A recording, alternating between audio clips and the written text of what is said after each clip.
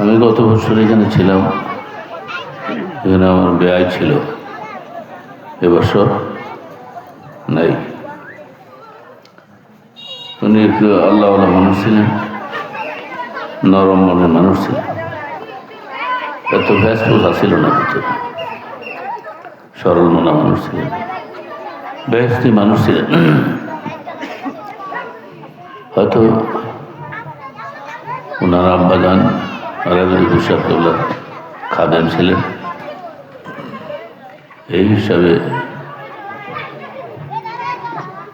ওনার স্থলাভিষিক্ত অপহরণ কাজটি উনি আস্তে আস্তে করে দিতেন। আজকে উনি নাই, ওনার ছেলেরা, মেয়েরা, জামাইরা সবাই আছে। এভাবে একদিন আমরাও থাকবো না। তো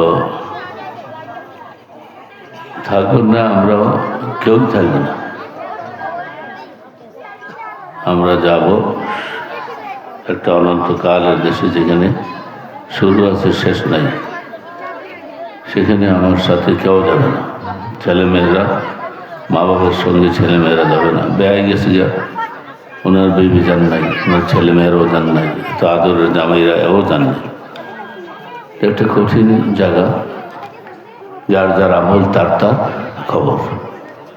কারো কবরে কেউ যাবে না, কারো আমল কাউকে দেবে না। আপনি যা করছেন তাই আমাদের সাথে যাবে। ভালোগুলো করলেও যাবে, খারাপগুলো করলেও যাবে। ভালো করলে আপনি ঈমান নিয়ে যাবেন, কবরের জগৎটা সুন্দর হয়ে যাবে। আর যদি খারাপ করেন, ঈমান নেওয়া কঠিন ব্যাপার হয়ে পড়বে, কবরের জিন্দেগিটা অসুন্দর হয়ে যাবে।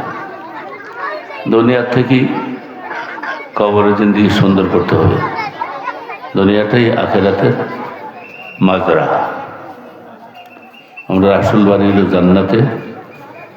আল্লাহ বলছেন ও জাওজুকার জান্নাত। আমরা পুরান বাড়ি হলো জান্নাতে। প্রত্যেক মানুষের একটা পুরান বাড়ি থাকে। যেমন একজন এসে বাড়ি করছে এখানে নোয়াগাঁও, আসল বাড়ি আসলে পুরান বাড়ি ওই জায়গায়। তা আমরা মুসলমানদের মানুষের একটা পুরান বাড়ি আছে, পুরান বাড়িটা হলো জান্নাতে। সুবহানাল্লাহ। আসল বাড়িটা জান্নাতে, আর আমরা এই জায়গাটা হলো, দুনিয়াটা হলো বিদেশ। এটা আমাদের আপন দেশ না, এটা হলো আমাদের জন্য বিদেশ। আমাদের ছেলেরা যখন বিদেশে যায়, একটা ভিসা করে যায়, ভিসাটা মাজরা ভিসা হয়।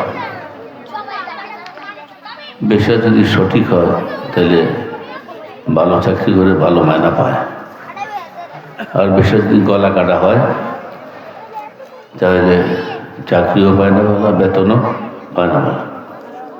ঠিক তদ্রুপ আমরা আসছি একটা মাজরা ভিসা নিয়ে। আর দুনিয়াও মাজরাতুল আখিরাহ, একটা মাজরা ভিসা। মাজরা মানে কাজকর্ম করে খাওয়ানো, ব্যবসায়ী করবো, মাস্টারি করবো, ক্ষেত খামারে কাজ করবো। এই কাজকর্ম করে একটা খাওয়ার জন্য একটা বিষয় নিয়ে আইছি, হায়াতের বিষয়। এটাও যদি যার বিষয় বালা পড়ছে, তারাই আল্লাহর রহমতে পাঁচ ওয়াক্ত নামাজ এবং যত রকমের নেক কাজ আছে আমরা করতেছি, ওয়াজ নসিহত। আর যার বিষয় গলা কাটা পড়ছে, তারা নামাজ রোজা ইত্যাদি করে না, মায়নাও পায় না।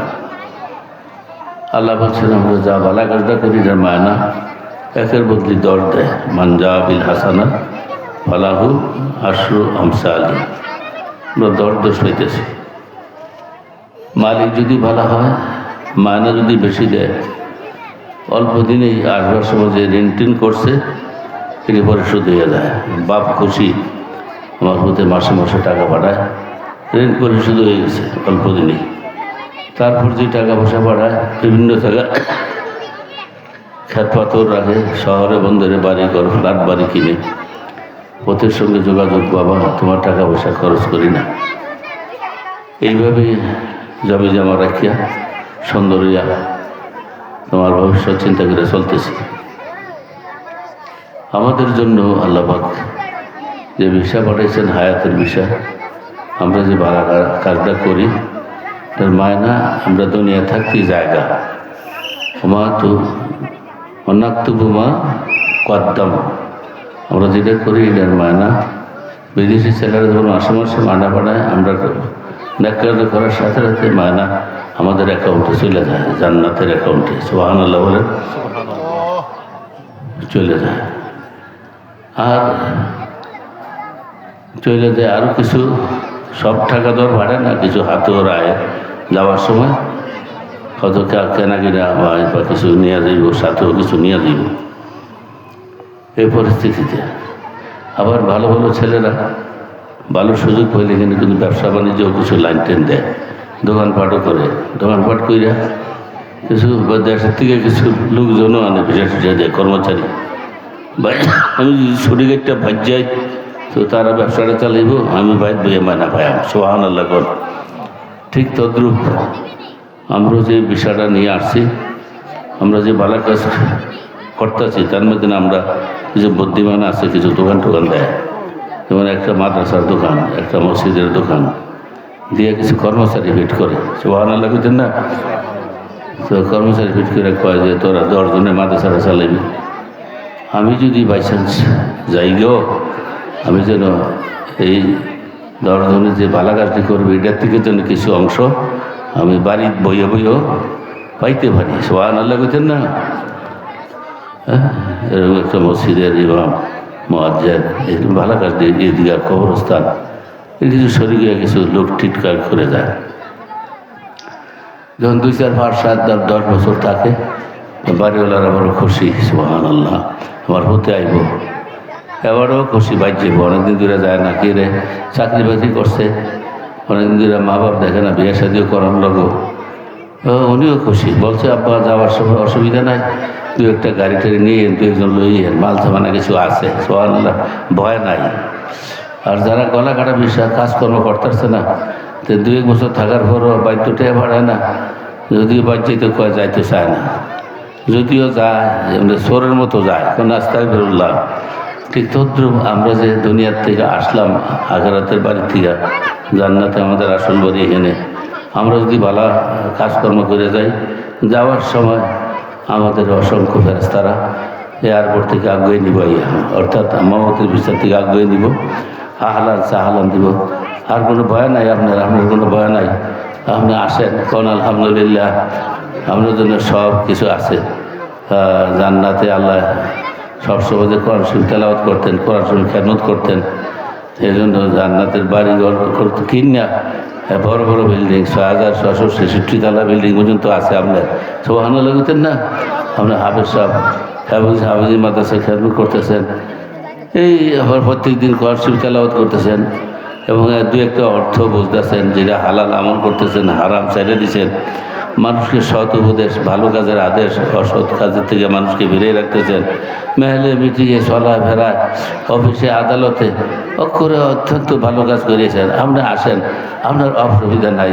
ইয়া তুহান নাফসুল মুতমাইন্না, আপনি আসেন ইলা রাব্বিকি রাদিয়াতাম মারদিয়া, আপনি আসেন, আমরা হইলাম খেওয়া কাঠের মাঝি, আমি আজরাইল, ভয় করেন না, মাবুদ আপনার বাড়িতে জান্নাতে সব কিছু সাজাই গোজাইয়া রাখছে, আপনাকে নেওয়ার জন্য আমাদের খেওয়া কাঠের মাঝি হিসাবে পাঠাইছে। আপনি আমার কাঁধে ভর করেন, আপনি আমার কাঁধে ভর করেন, সেকেন্ডের ভিতরে আপনার আসল বাড়িতে নিয়ে পৌঁছাইয়া দিব সুবহানাল্লাহ বলেন।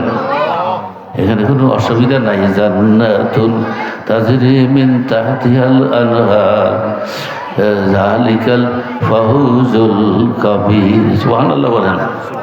আপনার কোনো অসুবিধা নাই, সব কিছু রেডি সুবহানাল্লাহ। লাহুম ফিহা ফাকিহাতু ওয়া লাহুম মা ইয়াদউন সালামুন কাওলাম মির রাব্বির রহিম সুবহানাল্লাহ বলেন। দুনিয়ার সাথে এই জন্যই কইছেন নবীজি আর দুনিয়াও মাজরাতুল আখিরাত, দুনিয়াটা হলো আখিরাতের একটা খ্যাতি স্বরূপ, এখানেই কাজ করবেন। কবরে গিয়ে নামাজ পড়বেন কিন্তু সওয়াব পাইতেন না, কবরে যাওয়ার পর কোরআন শরীফ দিব, তারা সবসময় কোরআন শরীফ তেলাওয়াত করেন কিন্তু কোরআন শরীফের সওয়াব পাওয়া যেত না। কবরে যাওয়ার পরে আপনি একটা সেজদায় ফিরে থাকবেন, ওই বেলা কবরে যাবলে যাবেন, দেখবেন আসরের নামাজের টাইম হয়ে গেছে, তখন কইবেন যে আমাকে একটু সুযোগ দেন, সাজদায় যাই চলে যাই।